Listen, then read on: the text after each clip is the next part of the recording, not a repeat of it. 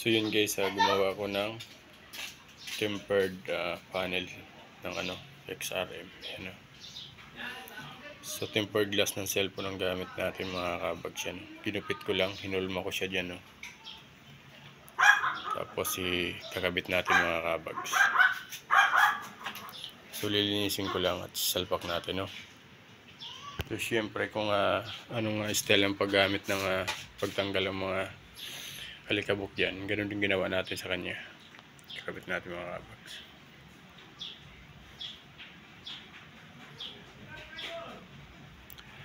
Yan na.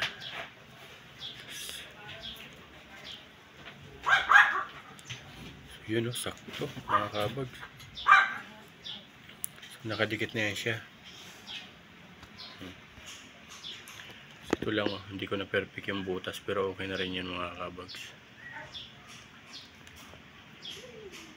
At least hindi na siya magagasgasan pag tinamaan siya ng susi. Yan natin.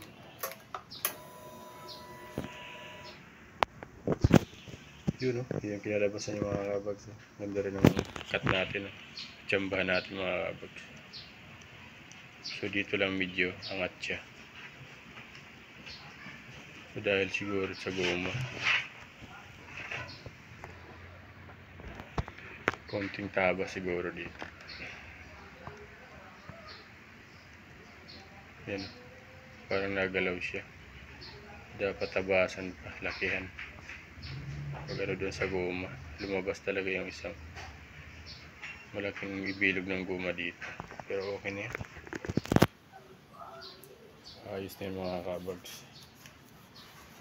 Kasi pag nilagyan natin yung butas, baka pumangit pa.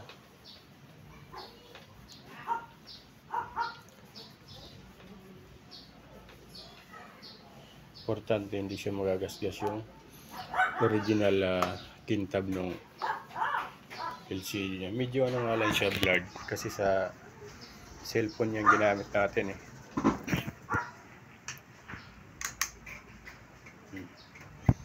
Diba?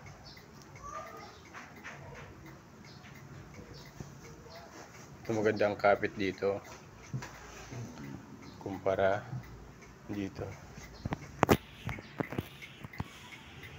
Pero okay na yung mga kabags.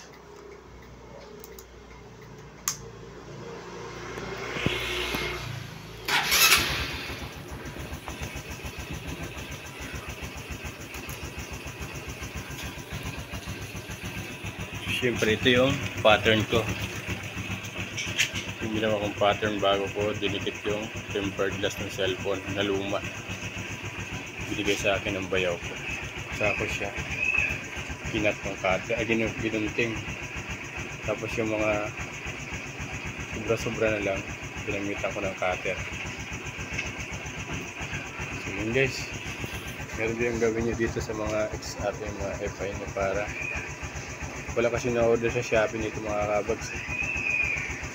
Kaya DIY na lang, protector. No. So, bye-bye guys. Thank you for watching. So, gawa lang kayo ng ganito. Yan, pattern. Lagay nyo dyan. Tapos anuhin nyo ng lapis.